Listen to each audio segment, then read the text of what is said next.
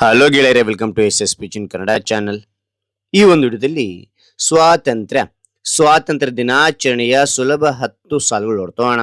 ಈ ಒಂದು 10 ಸಾಲುಗಳ ಪುಟ್ಟ ಮಾಹಿತಿ ಅಂತಕ್ಕಂಥ ಇಷ್ಟವಾದ ಒಂದು ಲೈಕ್ ಅನೇಕ ವಿಡಿಯೋದಲ್ಲಿ ಪ್ರೋತ್ಸಾಹ ತುಂಬ ಸಿಗುತ್ತೆ. ಇನ್ನೊಬ್ರಿಗೂ ಶೇರ್ ಹಂಚೋದು ಸಾಧ್ಯ. ಇಂಥ ಅನೇಕ ವಿಡಿಯೋಗಳು ಚಾನಲ್ ಸಬ್ಸ್ಕ್ರೈಬ್ ಆಗಿ. ಹಾಗೆ ನೀವು ಯಾವ ರೀತಿಯ ಭಾಷಣ ಬೇಕು, ಯಾವ ರೀತಿಯ ಒಂದು ಪ್ರಬಂಧ ಬೇಕು ಅಂತೇಳಿ ಕಾಮೆಂಟ್ ಮಾಡಿ. ಆ ವಿಷಯಕ್ಕೆ ತಕ್ಕಂತೆ ನಾವು ವಿಡಿಯೋ ಮಾಡಲು ಪ್ರಯತ್ನ ಪಡ್ತೇನೆ ಅಂತ ಹೇಳ್ತಾ ಹಾಗೆ ಒಂದು ಭಾಷಣವನ್ನ ನೋಡ್ತಾ ತಿಳಿತಾ ಕಲಿತಾ ಹೋಗೋಣ ಬನ್ನಿ.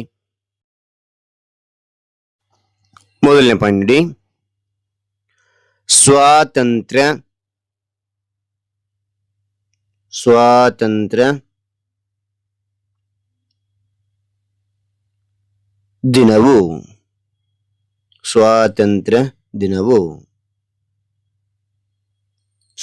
ದಿನವು ಭಾರತದ ರಾಷ್ಟ್ರೀಯ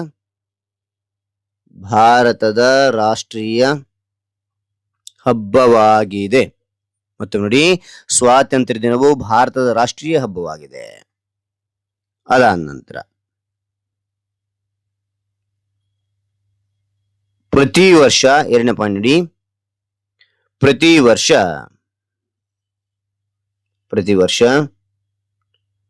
ಆಗಸ್ಟ್ 15ರಂದು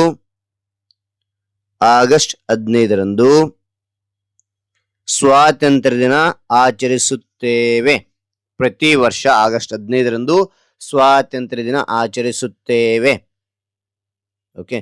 ಅದಾದ ನಂತರ ಮೂರನೇ ಪಾಯಿಂಟ್, 1947ರ ಆಗಸ್ಟ್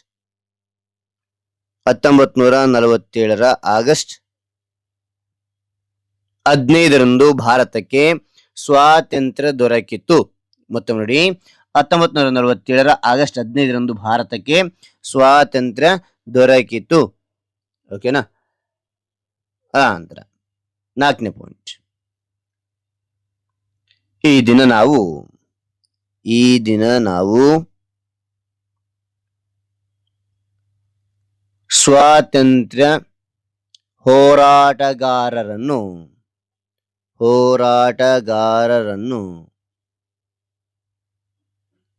ಸ್ಮರಿಸುತ್ತೇವೆ. ಈ ದಿನ ನಾವು ಸ್ವಾತಂತ್ರ್ಯ ಹೋರಾಟಗಾರರನ್ನು ಸ್ಮರಿಸುತ್ತೇವೆ. ಅದ ನಂತರ ಐದನೇ ಪಾಯಿಂಟ್, ದೇಶದೆಲ್ಲೆಡೆ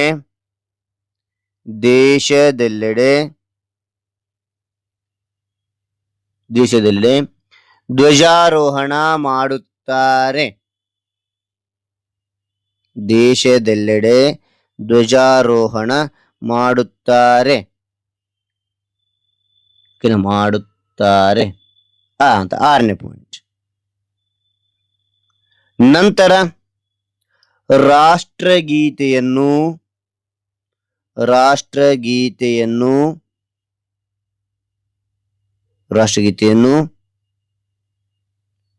ಹಾಡುತ್ತಾರೆ.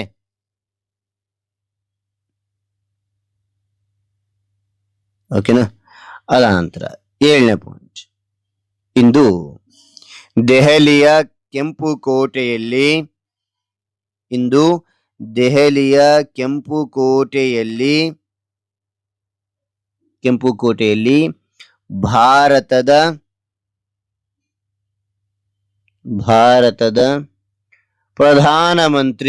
ಭಾರತದ ಪ್ರಧಾನಮಂತ್ರಿ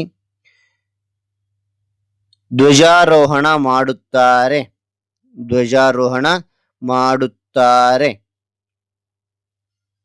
ಓಕೆ. ಅದಾದ ನಂತರ ಇಂದು ದೆಹಲಿಯ ಕೆಂಪುಕೋಟೆಯಲ್ಲಿ ಭಾರತದ ಪ್ರಧಾನಮಂತ್ರಿ ಧ್ವಜಾರೋಹಣ ಮಾಡುತ್ತಾರೆ. ಅದಾದ ನಂತರ ನೋಡಿ, 8ನೇ ಪಾಯಿಂಟ್, ದೇಶದಲ್ಲೆಲ್ಲ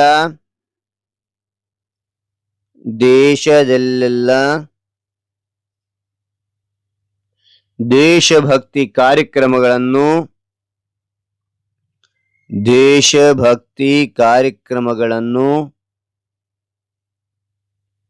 ನಡೆಸಲಾಗುತ್ತದೆ.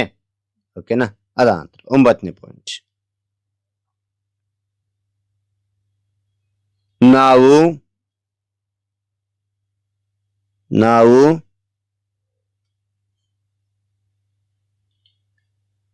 ನಮ್ಮ ದೇಶವನ್ನು ನಾವು ನಮ್ಮ ದೇಶವನ್ನು ಪ್ರೀತಿಸಬೇಕು. ನಾವು ನಮ್ಮ ದೇಶವನ್ನು ಪ್ರೀತಿಸಬೇಕು.